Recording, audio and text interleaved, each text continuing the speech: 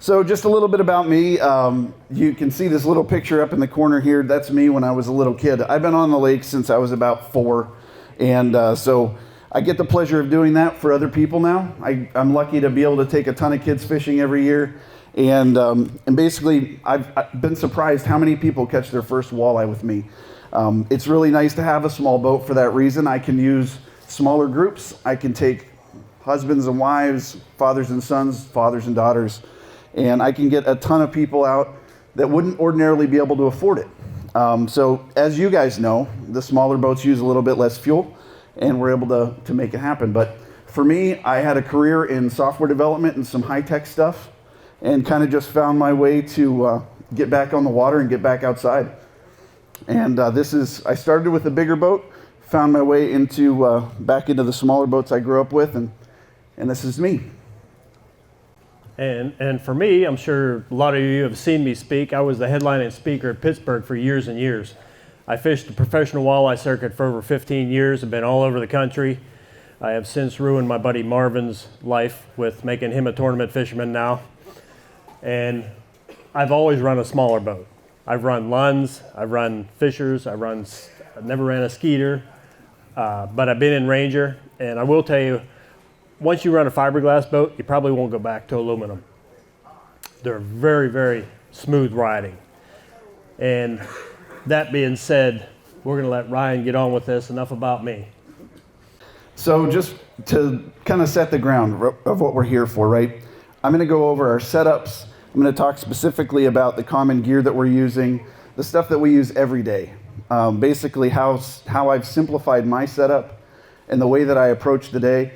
Keith will talk about some of that as well. I'm going to talk more about the boat side, what happens between the lure and the boat. Keith will talk a little more about tactics, what happens at the business end, and kind of our approach to the day and how it looks as we get started for the day. So I'll actually go through a typical spread of lures as well. So by the end of this, I hope that you'll be able to go out and purchase exactly what you need. Keep it simple, but get exactly what you need to be able to be successful on the water right out of the gate this spring. So just a few questions. How many of you would say that you're just getting started? If you can show hands. So how many of you would say you've caught some fish, some walleye with friends, but you're still not an expert? Okay, thank you. And I saw that a ton of you have your own boat, so I won't ask that again. But how many of you would say you're on the water 10 or more days a year? All right, perfect. And how many of you would say you're pretty good at this? Like people ask you to take them fishing. All right, perfect. Thanks, everybody. So I know we already hit on the boat thing a little bit, so I'll jump through the first question. But my second question is, how many of you use an autopilot today? How many of those are electric, like trolling motors on the front of your boats versus a motor-driven autopilot? Okay, so just a few. So once you start fishing with an autopilot, I think you'll, just like a fiberglass boat, it would kind of blow your mind. So that's something to keep in the back of your mind too. So for me, this is kind of how I break down everything. So I started off with 30 rods and all kinds of tackle and an amazing amount of stuff that I was switching around in my boat. And so I've basically just, in the last few years of chartering, I've just kind of stepped it down and simplified a lot. So for me, I basically have two kinds of rods, mono and braid rods, and the actual rods are almost all the same. So for me, a mono rod is an 8'6" medium action, either planer board or downrigger rod. And even most of my braid rods are using that exact same rod. So the whole reason that I do that is for simplification. If something breaks, I swap it. I have all the same. The other thing that's nice is those rods have a good tip. So you can run them on planer boards, you can run them on inline weights, you can run them on even a dipsy diver or bottom bouncer. So it's all about that flexibility. So I don't have to carry 30 if I have 10 and they're all the same. Does that make sense? So on the braid side, I use braid for my bottom bouncers and dipsy divers, but I might use that same exact rod. So that rod might be a little bit on the softer side, Some of you are used to the 10-foot broom handles that we all used growing up. I still have some, but generally speaking, 8'6", medium action, gets the job done. So to break down what my mono rod looks like. So at the very end, of course, a lure of a presentation of some kind, but every rod is built the same for me. A 1 or 2 snap on the very front, about a 6 to 9 foot leader, fluorocarbon, usually 12 to 15 pounds, and a small swivel. And that tiny swivel is there obviously to separate the fluorocarbon from the mono, but it's also to save you from problems that come from sheephead. You know, you ever had a sheephead just kind of spiral out of control the whole way back to the boat and your rod is just destroyed after that? That's my fix. So I have a fluorocarbon leader, small swivel, and then I go to 12-pound mono. And that's all my mono rods. They're all the same. Same diameter of a line. It works the same on all my planer boards, just for consistency's sake. Like I said, an 8'6" medium action rod. And I usually use convectors or storm runner size 20 reels. Easier to swap line, easy for folks to handle. The flagship rods, they have that beautiful triangle at the front, basically right in front of the reel on your handle there. It's been really good for me for the kids and women especially, so folks can get a really good handle on the rod. So that's why I'm running those as well. And if you have any questions or anything, just feel free to raise your hand and stop me. I'm just going to kind of work my way through this. Go ahead. This is a snap, not a snap swivel. The question was, I use a snap, not a snap swivel. That's correct. I use a snap in the front. Yep. And then I have that swivel that's about 9 feet away. Yep. I try to keep the gear that's on the lure to a minimum. Yeah, if I may interrupt. Go ahead. The snaps. I see a lot of people that take a giant salmon snap and then put it on their little number 7 flicker minnow, and then they don't catch fish and wonder why, because the flicker minnow is just dragging through the water because that snap ruined the action. So use the appropriate size snap or swivel for the bait you're using. Absolutely. And now on the braid side, so basically I run braid the same as I would on dipsies, the same I do on bouncers. I can even do this on an inline weight or any other diving device. So just to break it down, basically it's a 4 to 6 foot fluorocarbon leader. That's generally a long tied harness. And then there would be a bottom bouncer, let's say. So in this case, a 2 to 6 ounce bottom bouncer. And that might sound crazy because you don't see bottom bouncers that heavy very often. But this is daily. I have 2 bottom bouncers running out the back of my boat, and I adjust the weight depending on the depth I'm fishing, currents, trolling speed, etc.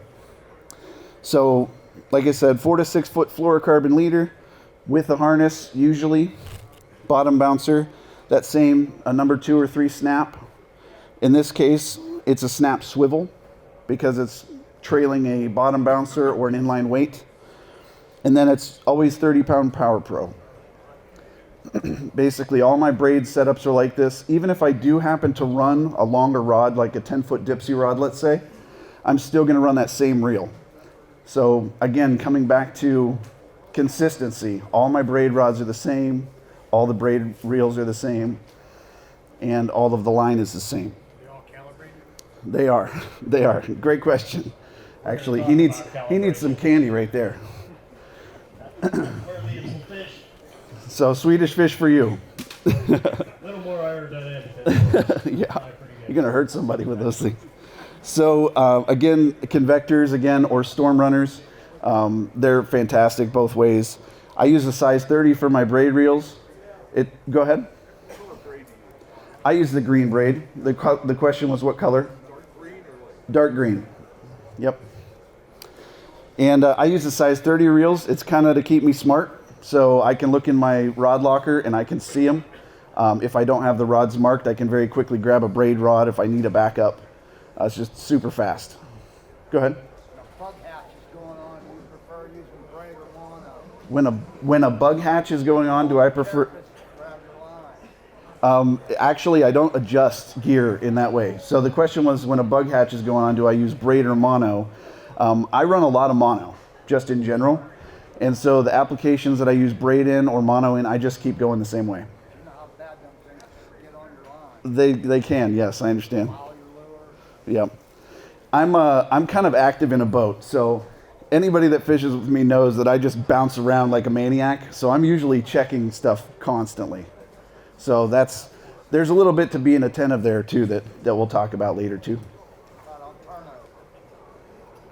On turnover, as far as gear when the lake flips over.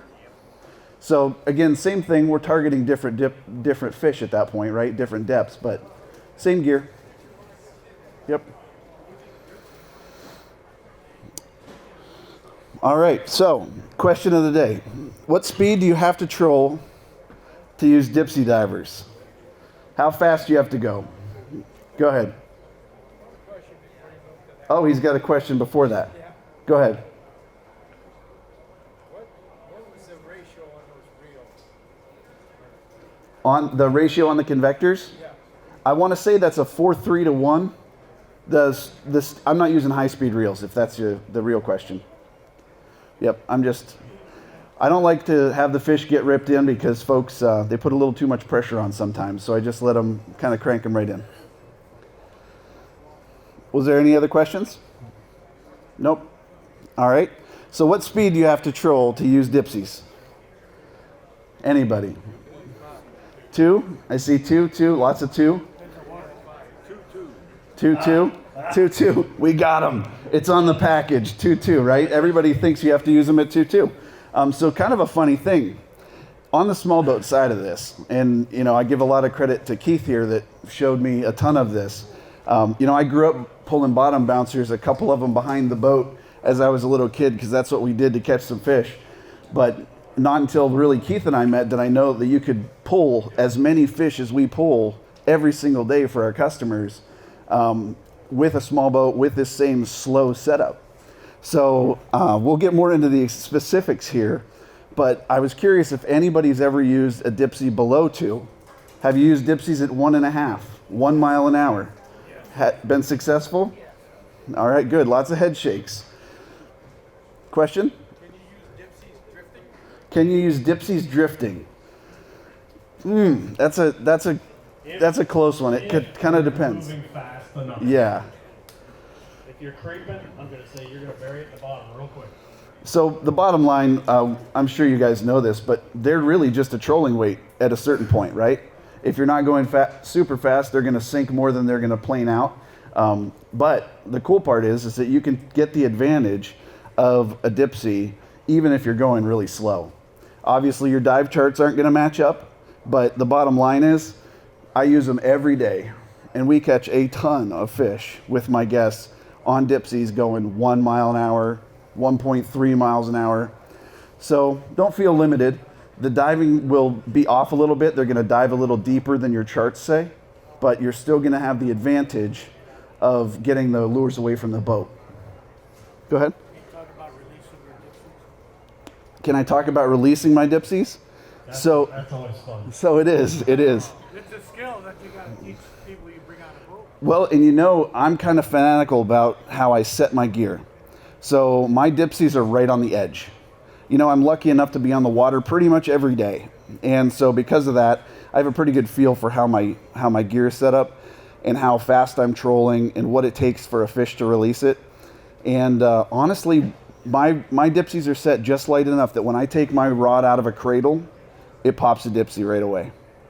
So, and it'll still handle it when I'm doing turns and whatnot, but that's basically you can overset a dipsy, and you may actually put slack into your line and lose your fish because you're trying to reap that thing off the wall. So my suggestion is a little bit lighter until they won't stay set. And when you deploy it, stick it in the rod holder. If it pops, tighten up a little bit more. I've just worked my way into it that they're set just enough. I take it out of the rod holder, fish on, no problem. Go ahead. What is my favorite speed? My favorite speed's 1.5. So in Pennsylvania water, 1.5 miles an hour. almost every day you'll see me out there in my little glitter boat. You'll see me going, and you guys will be flying by me, especially Joe. Joe will be just flying by me, going 2.5, 3.5, whatever miles an hour. And I look like I'm barely moving. But the really cool part is, as I'll speak to it a little bit further,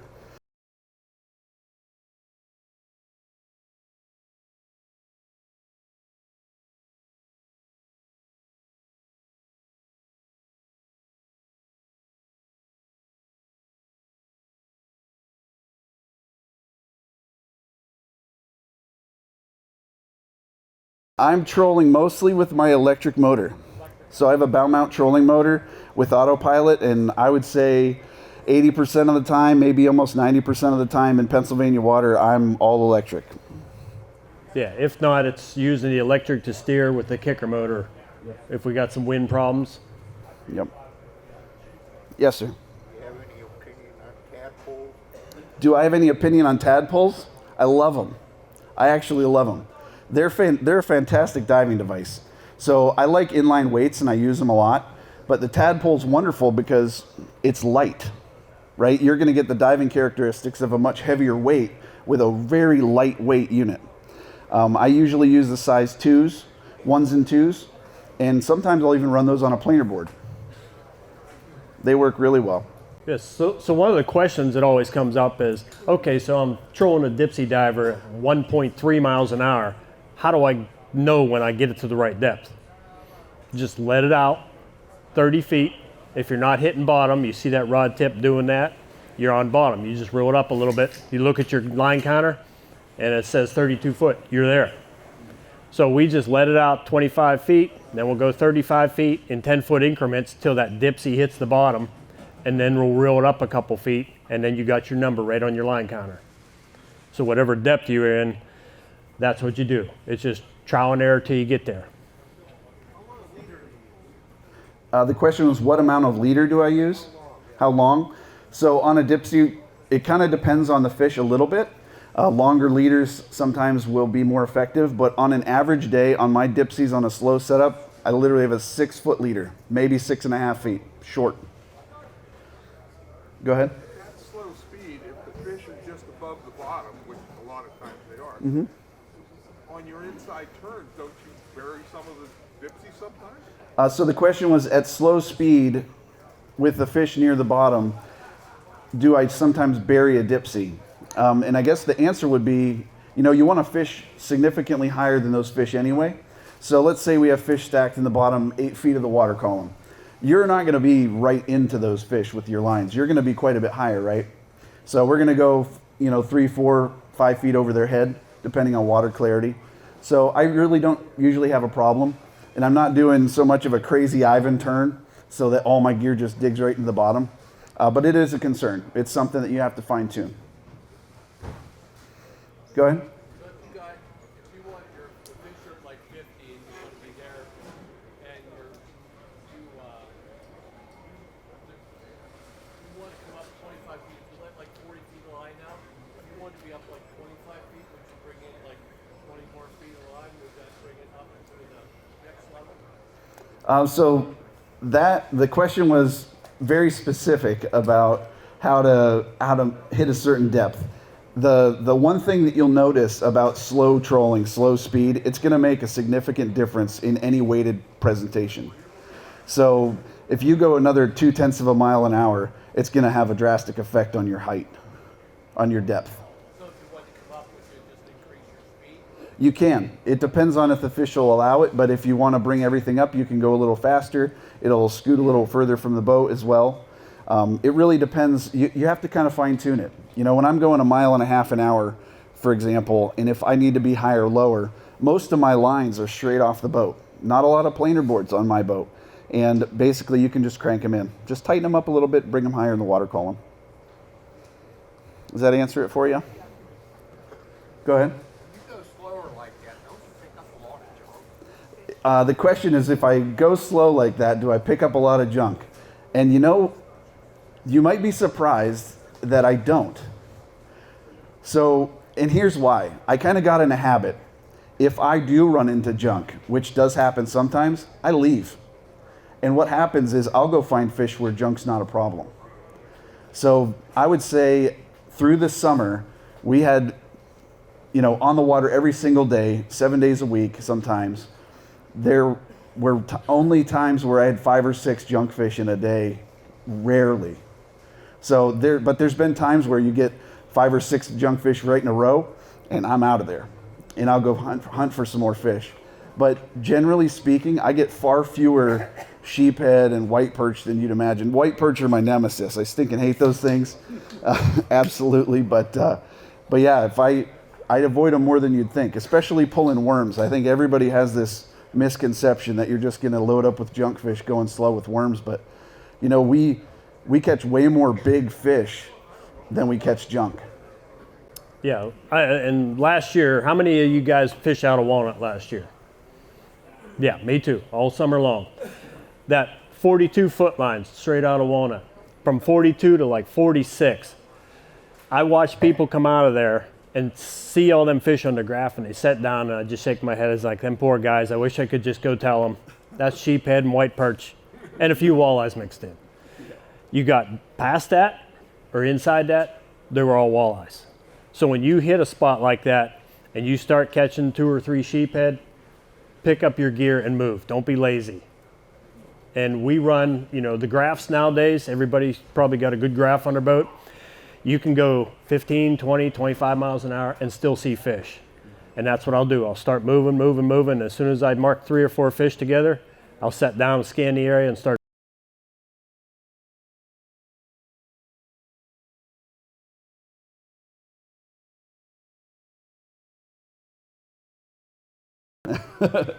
You'll save yourself a lot of headache. You know how often you drag a fish that's hanging, even if it's off of a hard bait, not even a worm, that's on a planer board that you drug for who knows how long. It'll just save you a lot of time to just get the heck out of there. So on to Dipsy setup. I know we probably hit on some of these things with leaders and whatnot. There's that 10-foot Dipsy rod that I mentioned there. That is the only rod that I'm using currently that is not an 8'6" medium action rod for walleye. And I do that, again, purely for simplicity. It's easy to change. It's easy to swap tactics with your gear being the same. And you know how it is. We don't have enough room to hold 20 rods. So we need to do the best we can with the 10 or 12 we can hold, right? So again, you got the bottom bouncer idea, but you've also got your snaps, 30-pound Power Pro, medium heavy Dipsy rod, same convector or Storm Runner 30. So pretty much the same thing. So just to kind of step through it again, my mono setups and braid rods combined, I have 2 types of rods and 2 types of reels. I might have a bunch of them, but they're all the same. That means if you break something, you can quickly swap. And I might carry an extra rod, and I definitely carry some extra reels. So that's just something to keep in mind. But my entire setup can be broken down into this screen. So every day you see me out there, that's my rods. So somebody mentioned calibration. And are they calibrated? At slow speeds especially, calibration is critical. That's a great question. Does everybody calibrate the reels or know what calibrating the reels is? Anybody not know? All right, so calibrating reels is basically you're filling your reels to a point where the line counters are accurate. That's the most basic way to put it. Essentially, we fill the line on the reels to make sure that they read exactly the same as every reel in my boat. So the way I do it personally is I fill the reels and I literally pull out 100 feet of line on a spot that's been measured at 100 feet. So I'll make sure that the amount of line on my reel allows my reel to say 100 feet when there's a 100-foot measured amount of line out of my rod. Does that make sense? Yeah, you'll know when you're out there fishing and you got 3 rods that are going, and this one rod won't catch anything, but it's the same number as every other rod. That one, you must have lost some line off it or got too much line on it. It's not calibrated the same as the other ones.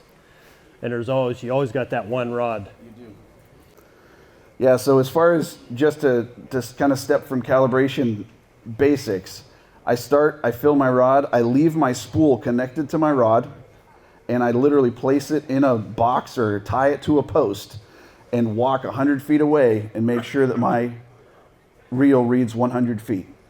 And I'll add and remove line until that is perfect every time. So the most critical part is not knowing they're always 100 feet, right? We just want to make sure they're exactly the same.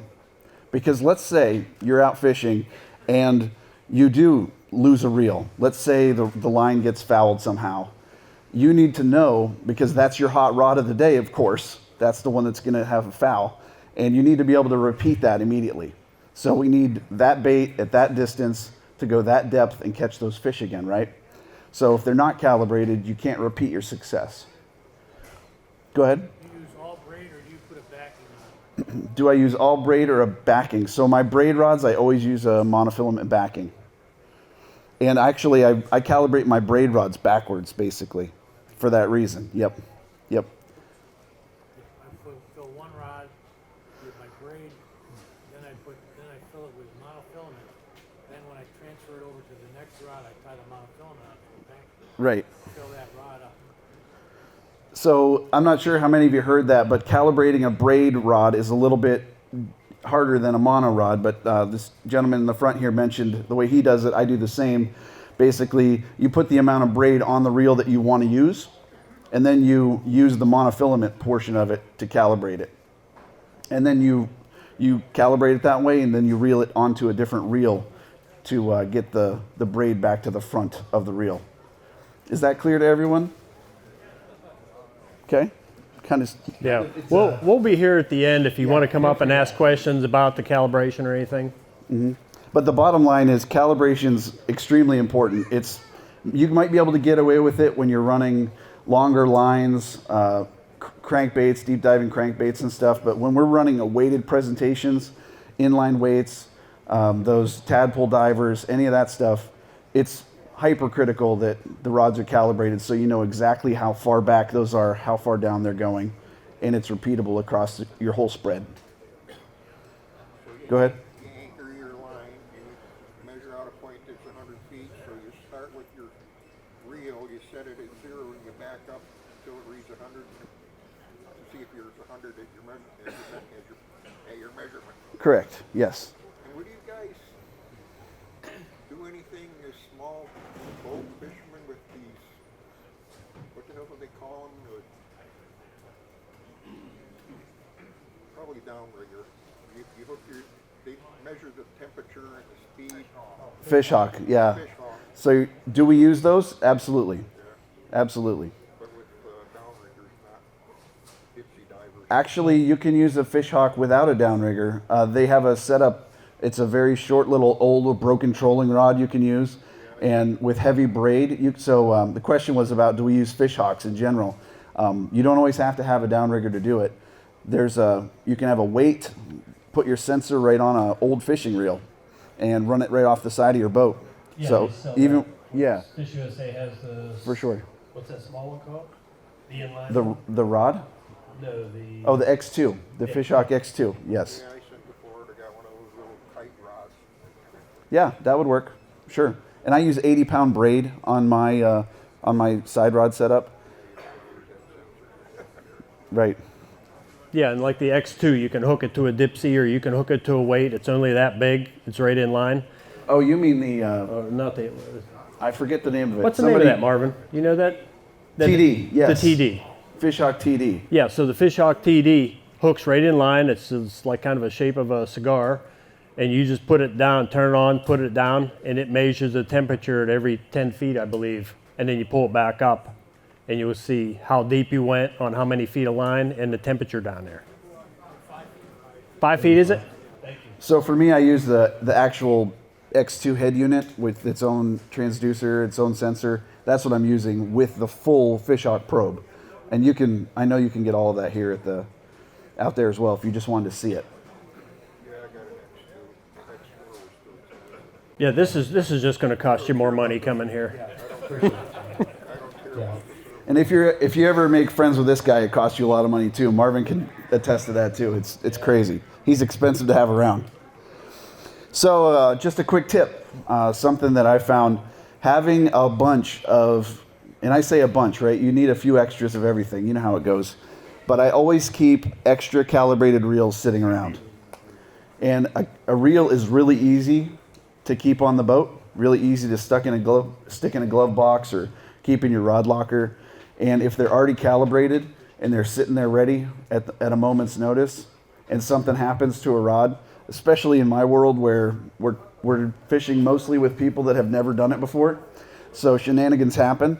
And so to prevent shenanigans, I quickly can swap a rod and reel really easily. So that's something just to keep in mind. If you have a couple, it'll keep you in the water longer. Any questions so far? Good deal. So on the boat. Oh, hang on. Go ahead, Keith. We got a. Rockets at all? Rocket dipsies? Do I use rocket dipsies? Are you talking about like a jet diver? Okay. I do some, but not as much, not anymore. I used to use a lot more of them when I was running a big boat, trying to run spoons behind jets. And honestly, I've had so much success doing this, I just don't anymore. Go ahead.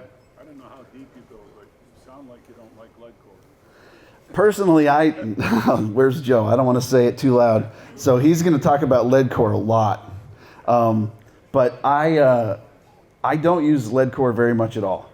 And I guess when it comes down to it, I catch so many fish on short leads. It's so fun because my guests are fighting the fish the whole way to the boat. And essentially, we might have 40 or 50 feet of line out of the end of the rod tip. So, when that fish hits, it's right there. And I'm running for the net.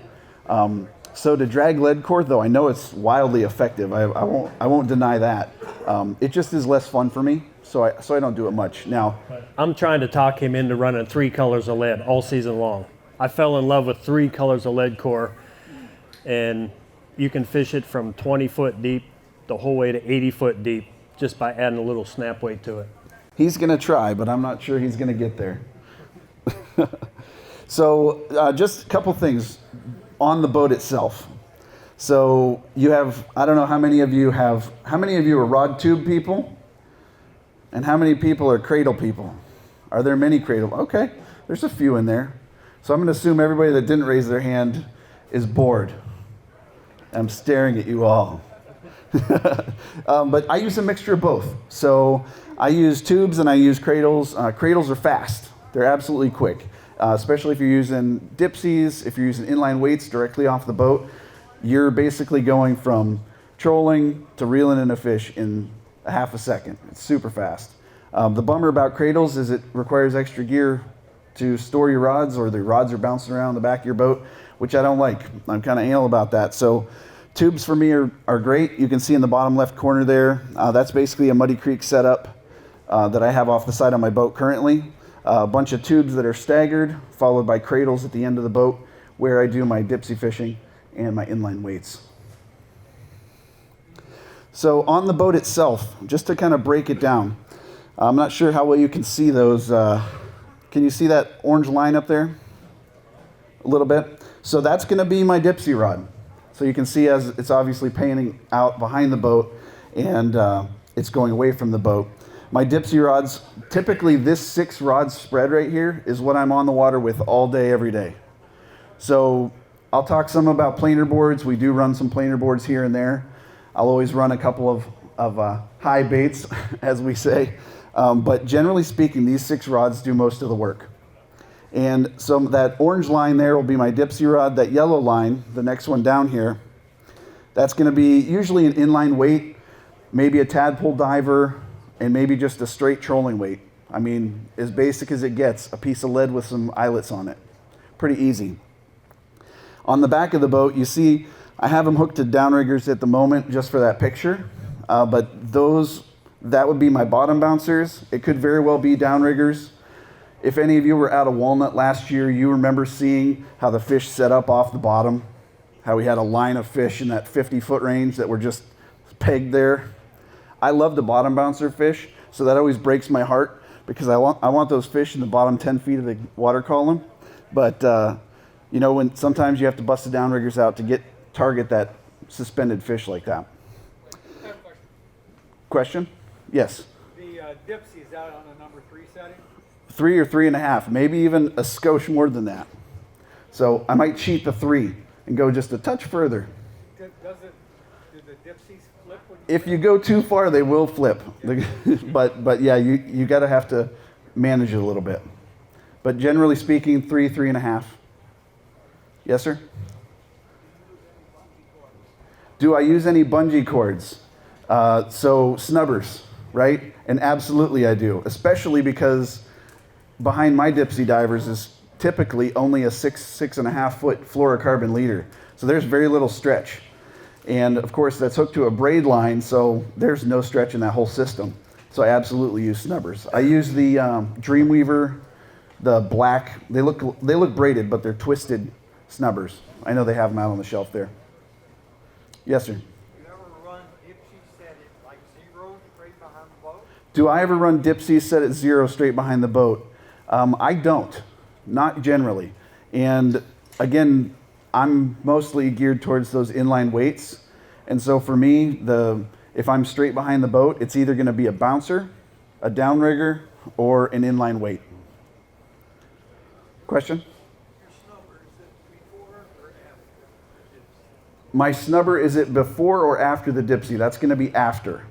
So the main line is going to be connected to the Dipsy. The snubber will be immediately behind the Dipsy, and then my leader will connect to that. That's only on a braid setup. What's that, the snubbers? Yeah. So you can run snubbers on mono too, but yeah, typically for me, it's just on a braid setup. I want to put a little bit of stretch into the system. That's the whole point there. Yes?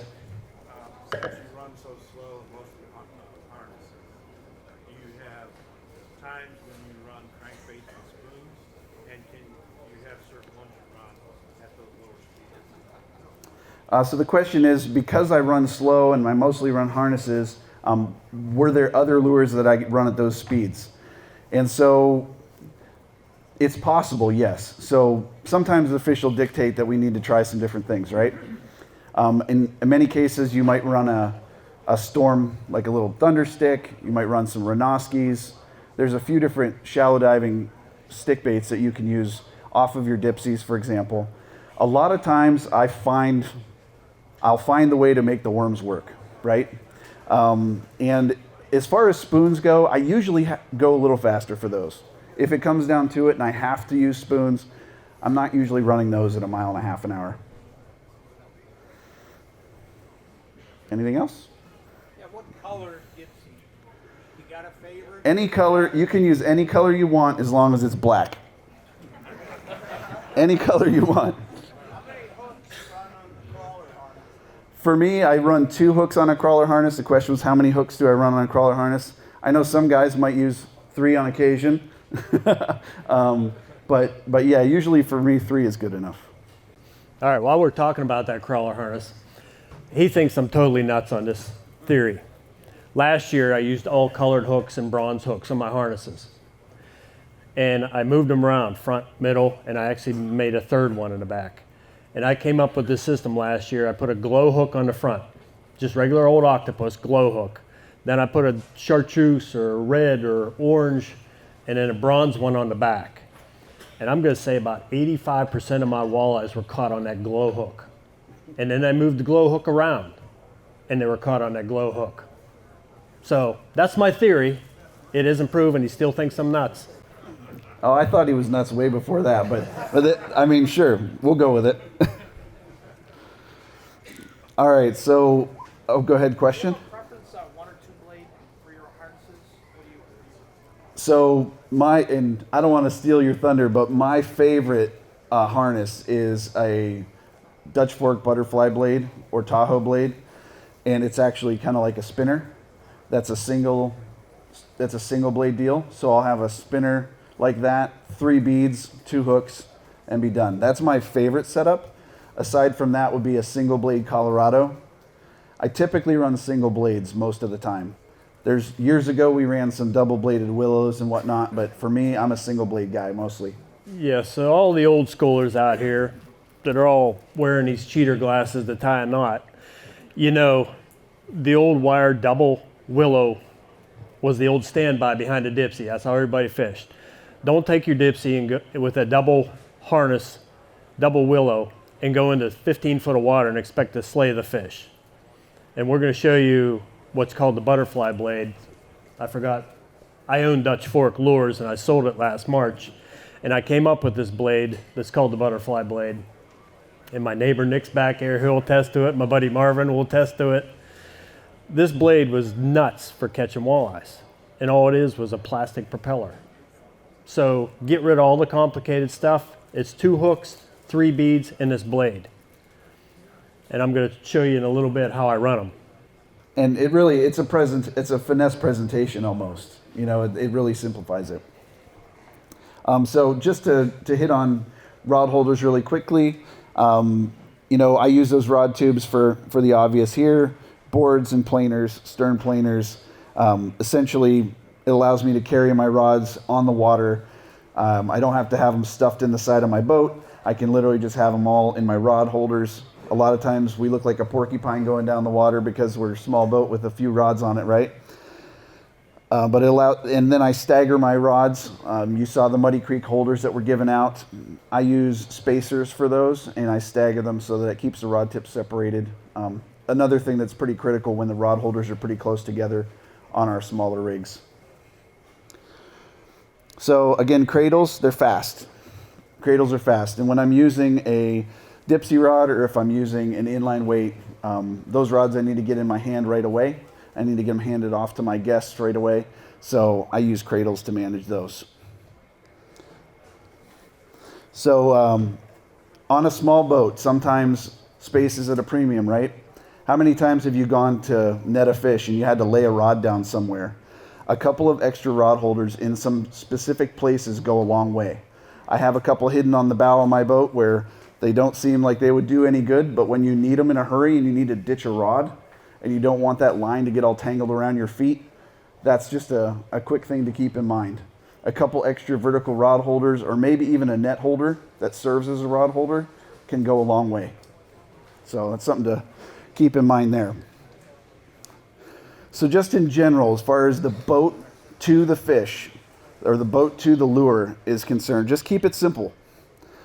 Only use the number of rods that you can get away with managing specifically. So you might have a rod that just sits out there all day long. In my view, that's a hassle. It's a potential tangle hazard, but it's actually not fishing effectively. Sometimes more is not better. So like I said earlier, there's many days on the water for me all summer long where we're literally using 4 rods to get it done. So having more than 4 or 6 or 8, you know, you kind of have this tendency to just put more out. With the fewer rods in a small boat, it is awesome how fast we can turn. So you can be more maneuverable. If you get on a school of fish that are really tight and you can do quick turns on them, and you can catch way more fish way faster than you think, than you would if you had a dozen more rods out and you were just trying to drag in a straight line in a big circle. So the bottom line is, if you can manage them effectively and you know that you can keep them in the right depth with the right presentation, go with it. But a smaller setup, simpler setup is generally better. And to my surprise, you know, we're really lucky with the fishing we have right now, but most of my fish come in the boat from 4 rods. So basically, I'll turn it over to Keith here. We're going to talk more about specifically how we're moving our boats. He's going to get into depth about the lures themselves, and we're going to be looking about how do we break them down as the day goes on, as we launch out of the boat. He hit on it a little bit when he first started. You know, we're going to go at high speed. We're going to mark fish and whatnot. He's going to break that whole thing down for us now. All right, since I'm like the so-called worm expert, back to that diagram that Ryan had up there with the boat with the 3 lines out. I generally don't put my downriggers on until September.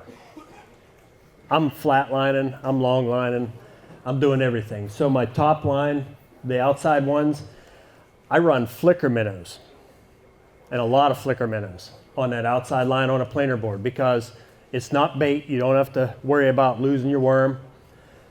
The yellow line is my inline weight, exactly the same as Ryan's, and a harness. And the back, black, what color is that? White? The white line is my bottom bouncers. And some days, those outside flicker minnow lines will outfish the worms. And that shows me to just switch all the worms over to flicker minnows and catch them all on crankbaits. Other days, the worms are out fishing, and I just leave the flicker minnows out there, and they'll produce an extra 6-8 fish a day. And I'll jump in really quick too. A lot of times you might think that a hard bait needs to go fast. That's another thing that might surprise you. He's not going any faster than I am. If he's running those flickers, we're catching those fish on flickers just the same speed, slow. Yes, it's just extra baits in the water, and it keeps them out of the way with a planer board. So like Ryan, most of my fishing is done with 4 rods with customers on the boat, 6 with the flicker minnows out there just doing what they're doing by themselves. And I've shown some guys I met at the dock last year, a couple different boats of them, how I run my bottom bouncers. And several times there was a husband and wife, and they actually went fishing with me, and they changed their whole way of fishing. They put their dipsies away, and they ran 3 bottom bouncers all last year, and they were back at the dock before me. They were out fishing me with 3 worm harnesses to my 6 rods. And granted, I only needed 6 more fish for customers than they did, but they still outfished me. So that'll show you how effective just a plain old bottom bouncer is with a worm harness. And how do we work a bottom bouncer? All my leaders are 6 foot long, tied up on one of them pool noodles, and I pull one off, I put it behind the bottom bouncer, free spool it till it hits the bottom, put it in the rod holder. It don't get any easier than that. It may be a little bit difficult for you because you're running 700 horsepower out there, and this might not apply to you. But most of my fishing is done. I don't even know if I should tell them this because then they'll be following me. Most of my fishing is done under 25 foot of depth all year long. You know, I watch people go blazing by me, and I'll come out of Walnut, I'll turn right or left, go 100 yards, sit down and start fishing. You're passing up a lot of fish. You're going to have to leave at 4 a.m. next year. Yeah, I will. But this is what you guys come for, learn how to catch fish. Nick, am I not right on? He followed me. I would call him, say, get over here. and it works. There's a lot of shallow fish. And then my bottom bouncer selection ranges from 2 ounce to 8 ounce. And I knew I'd get that. Holy cow, 8 ounces? Yeah, I'll run bottom bouncers in 60, 70 foot of water with a 6 or 8 ouncer. Big fish are lazy. Where are they at? Laying down there waiting for something to come to them. And how many big fish did we pull in deep water for customers last year on a heavy bottom bouncer? And yeah, we're using medium action rods, and that rod's bent like a downrigger. But when it goes, it bends and it stays there. And you know it's instantly a big fish. So don't be afraid to run heavier than normal. Even in 20 foot of water, I'm still running a 4 ouncer. And the in-fisherman will tell you, oh, I'll run a 1.5, 2 ouncer in 20 foot of water. No, you're too far behind the boat. You want to be right down there. Did you talk about the angle of the dangle? There's a theory of the angle of the dangle, we call it. She's got a kick out of that one, huh? So, is your line supposed to be at a 45-degree angle? Yes. I seem to catch more fish on the heavy bouncers when it's less, when it's almost like right behind the boat. So, holy mackerel. Is that your boat? But the angle of the line can tell you a lot. How fast you're going. You see them sweep to the side, you got a current pushing on you. That can affect your fishing.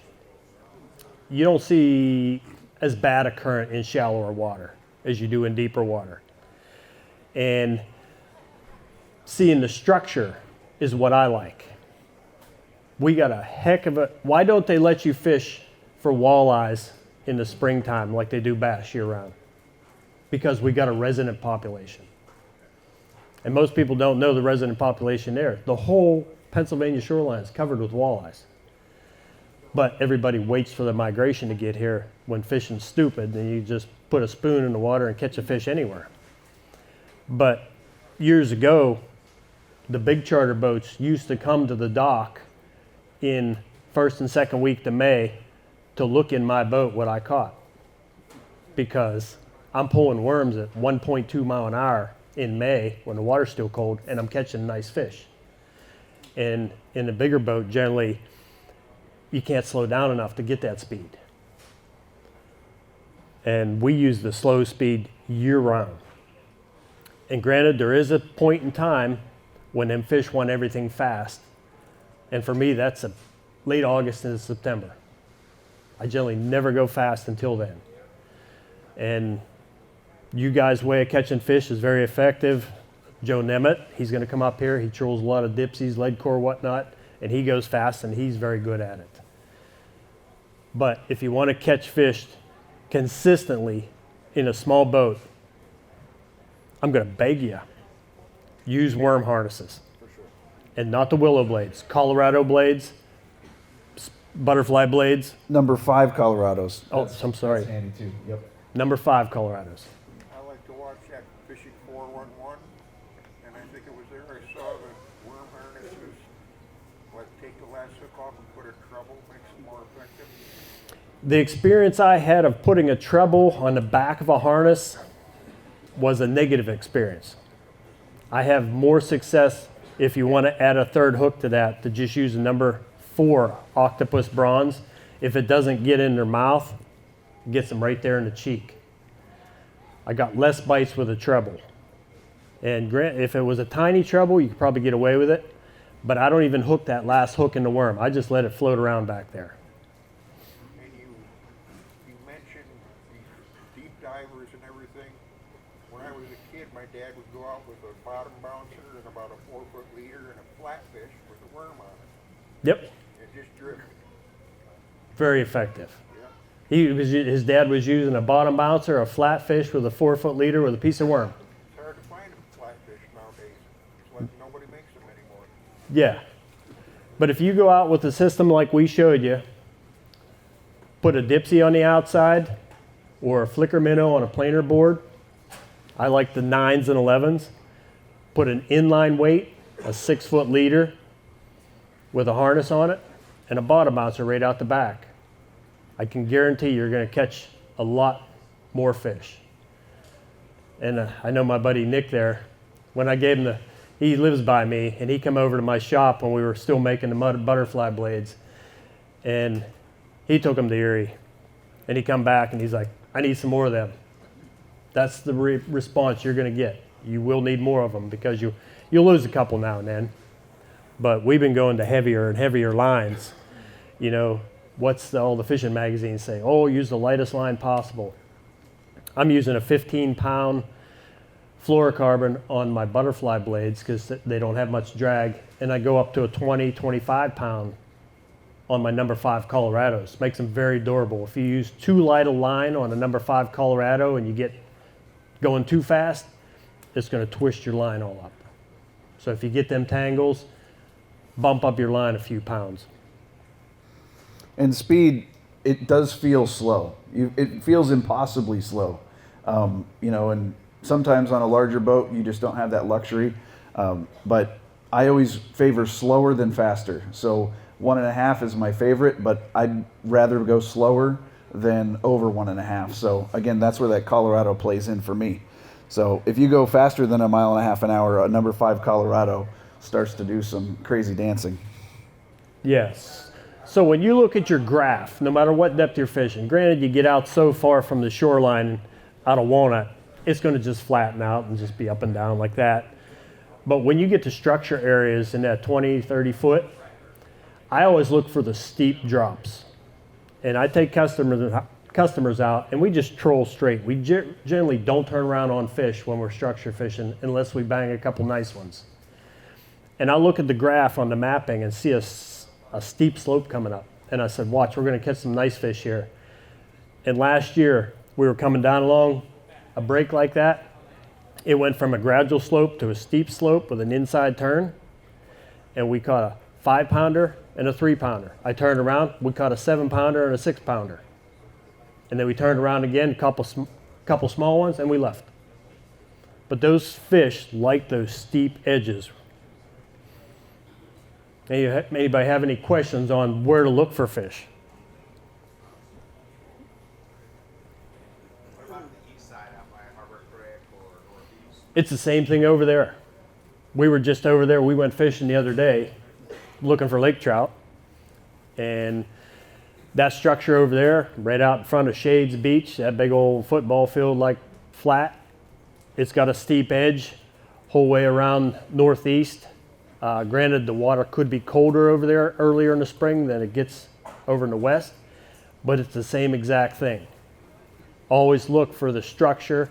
The graph isn't going to lie to you. And yes, I bit the bullet. I bought live scope. I watched my trolling baits. I watched my jigging baits. We went out looking for lake trout the other day in February. And it was such a beautiful day. My mind saying, man, we're going to bang them. This is April. And it was still February. And we found them. And they looked at our stuff. We could see the downrigger balls and we could see the baits. And we saw the fish coming along and we seen them turn on the bait. And then they just turned away. They wouldn't touch anything we had. So if you want to have an extra $3-4 grand laying around, buy a live scope. It's a lot of fun to play with. I hear people talk about like the dump by like tip Presque Isle. You guys ever like The dump? yeah. The dump can be fantastic. It can also have a lot of boats on it. Yeah, so you can jig the dump, you can troll the dump. Has anybody heard of hand lining before? I won a lot of money hand lining in the tournament circuit. And it's just a retractable spool with a cable. It's like a downrigger. You work by hand. Has 1.25 pounds weight on the bottom, like a big bottom bouncer. And I took him hand lining on the dump. And we come up over that edge of the north side of the dump, and his arm went, he's like, I got one. And it was jointed Rapalas that day. And it was really good. But bottom bouncers, I've trolled over that really slow with bottom bouncers, and you'll catch one here and nothing, you'll catch one here, and then you can decipher exactly where they're holding on that dump. Of course, they're always moving around. You have a lot of structure there. That's the biggest thing on the dump, right? It's all pile of rocks. So it's bound to hold. It's bound to hold fish.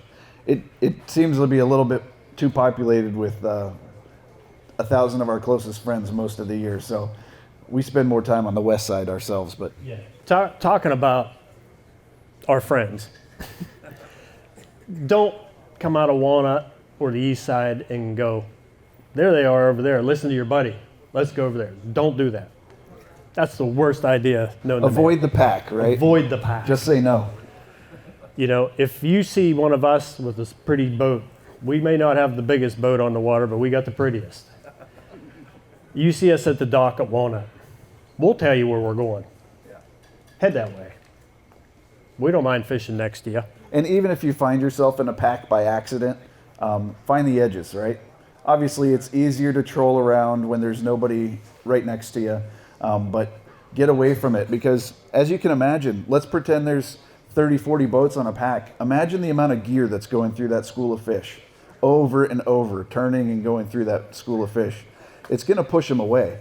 Eventually, all of a sudden, people say, oh, the bite died. Well, I don't think the bite died. A lot of times, those fish got irritated and they scooted. So start at the edges. Don't be afraid to leave. But certainly, you know, sometimes it helps you get on some fish. But if you can avoid it, avoid it. Yes. Question? Oh, I'm sorry. Go ahead. I just have a question. So you're trolling with your bow mount electric trove or whatever. Mhm. Do you see any difference when you're running just the electric or when you run the power kicker in the back to steer it? Do you see a difference in that shallow water with the bite? So the question is basically, do you see a difference using just electric or a kicker in shallow water? And surprisingly, no.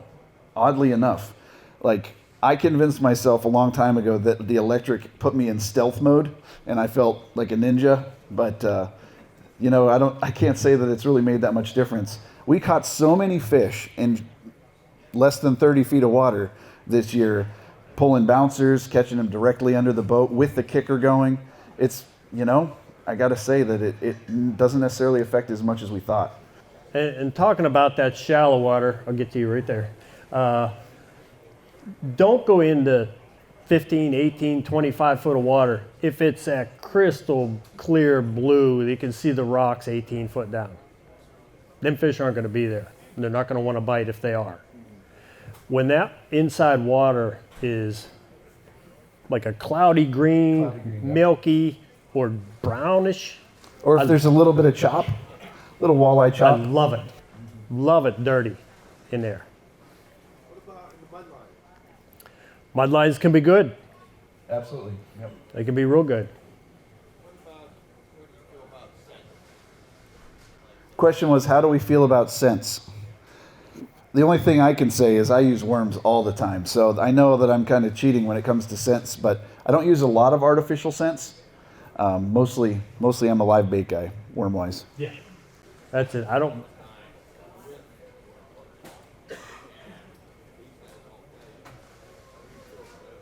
It can be effective, and it can be days that it'll outfish everything.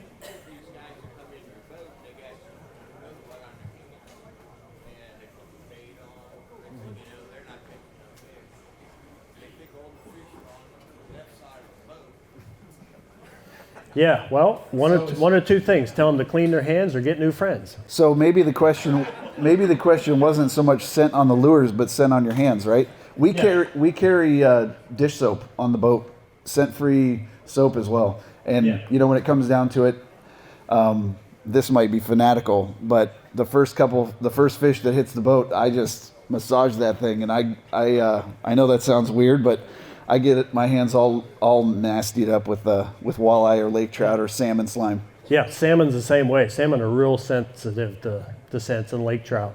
And I actually followed him last year. He was banging lake trout in front of me. 1, 2, 3, 4. I come zooming in behind him with high hopes. I did not catch a fish. I had something on my hands. It ruined my day for me. And that's why I'm just going to stay fanatical about it, I guess. We'll see. I've been there Manchester the whole fishing, and everybody's getting nothing. But I've soaked my fingers down in anise. I'll bang it. Anise oil in the Manchester hole. Yep, usually when we're salmon fishing, we'll usually wear rubber gloves to work the baits. I thought the saltwater fisherman who said he uses vanilla. Vanilla and salt water. Maybe work here too. Menhaden oil. Yeah, the wife ain't gonna like it when you come home because you really stink, but. Do we got another slide after this? Oh, here we go.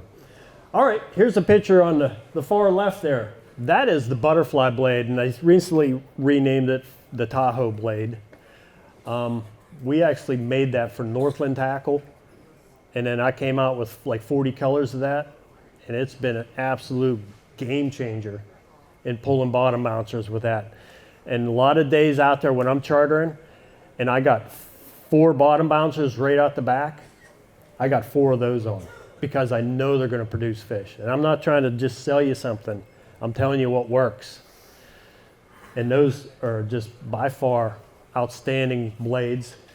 And over here you see a flicker minnow. Hey, before you go there, I want to give a kind of a nerdy perspective, right? So the butterfly blade spins like a propeller. It spins at almost any speed, any movement at all. And as you know, when you're turning, as you're making turns, your baits will vary in the water column, right? And if you're using a Colorado or willow leaf blade and they just go slack or they go slow, they'll just kind of dive and the blades just kind of flop. The blades just kind of flop around. They lose their action. A butterfly blade spins the entire time. So if you go a little faster, it comes up in the water column, spin in the same way. if you go a little, if that side slows down, if you've made a turn, that butterfly dives or even dies in the water column, just kind of flutters down, it's still spinning the whole time. I think that's why they're so effective. They just keep moving the entire time. Go ahead. You can run these off on the dipsy? You can, Yes, you can, absolutely. You can run the butterfly blade behind a bouncer, an inline weight, a dipsy, a downrigger. We've caught them off the downrigger. All the time. Where do you get them? Right here. Oh, you can get them here? Yep, absolutely. Yep, they're really good. So if you didn't hear the question, he was asking, number one, can you run them off of other things like dipsy divers? And number two, where can you get them? So the first answer was they absolutely run off of anything. And the second is here, absolutely they have them.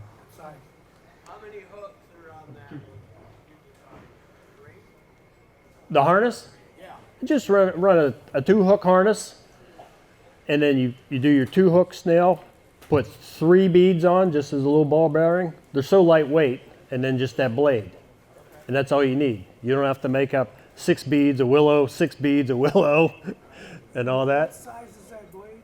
It's a number 2 is the larger one. There's a number 1, which is a little bit smaller one, and when the fish are really finicky, that number 1 really excels. And I'm going to tell you, one of the number 1 colors is just a metallic gold with purple tips on it.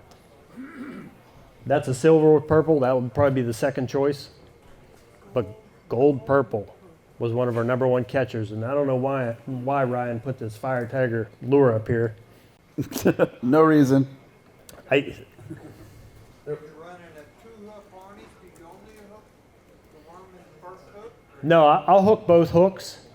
But You said something about that 3rd hook, if I use a 3-hook harness, I was doing some testing with that, I'll let that one dangle. But the 2-hook, when you hook your worm, hook it right through the nose. Don't give it to your buddy that's never fished before and he's got 3 gobs of worm on the front hook and then a big loop and then the worm does that in the water. Get the first hook by the beads right in the very tip of that nose, pull the worm in just like you was trying to do a bass bait straight and hook it right around the collar somewhere. So when that worm gets in the water, he's dangling straight. You're actually going to thread the second hook into the worm. So you're not just going to stick it in there. You're going to actually thread it on like you'd put a soft plastic on. Same idea. And it's way more critical than you realize to have that worm just straight behind your blades. Sometimes people get lazy and they wonder what happened, but that's a big thing. Speaking of worms, what time of year can you use worms? Anybody have a guess? Just yell it out. All year. Okay, well, they must have heard you last year then. Yeah, exactly. I mean, early May, everybody thinks you're doing one technique or another. I pulled from start of May the whole way through September, I'm pulling worms. And if nobody's experienced like the late season bite when most people quit out there, when the bait fish start congregating, it's unbelievable fishing for big fish. And we hit on some of this stuff already, Keith, but that's a little reminder slide. Yeah, so I do carry willow blades they're the long willow leaf. I do carry them with me. I don't think I put a willow in the water for the last 5 years.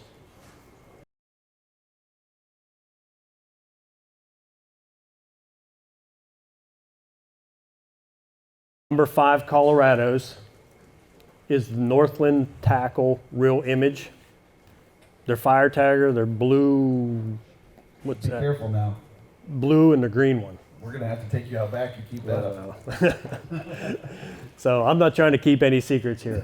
But the Northland Tackle Real Image ones, they make all kind of custom painted ones, and they all have their day and they work, but the most consistent ones I have been using have been the Northland Tackle ones.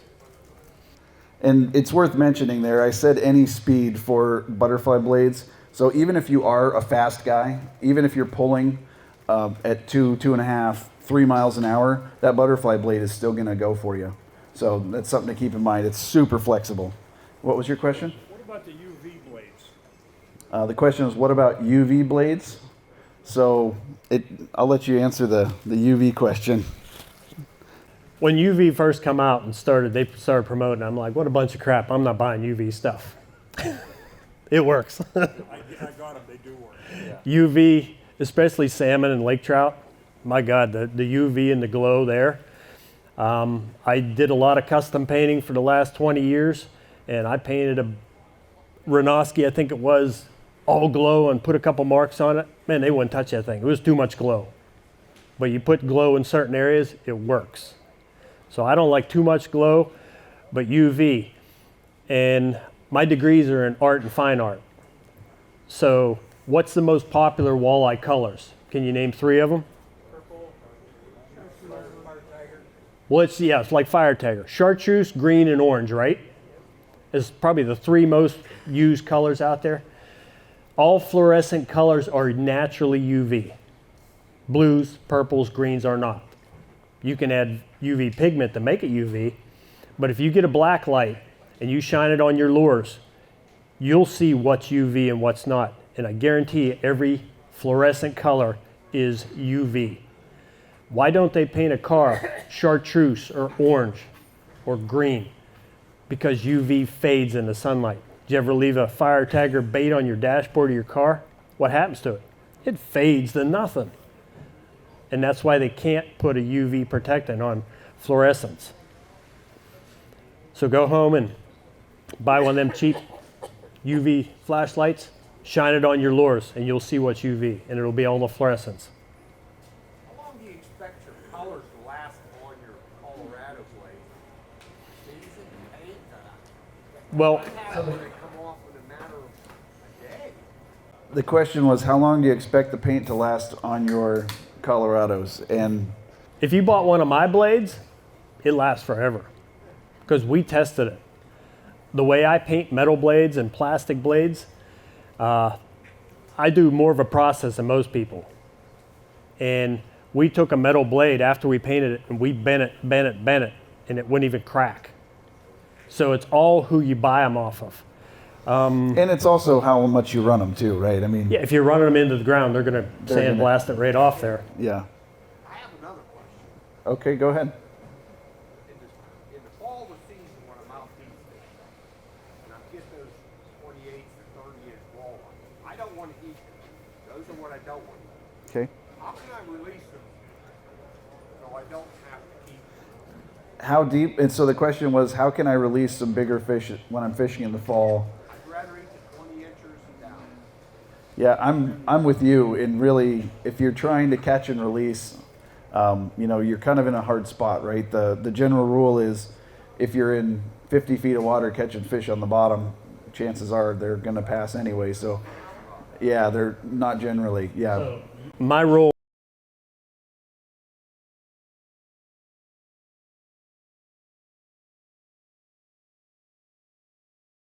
Still good. They're still good.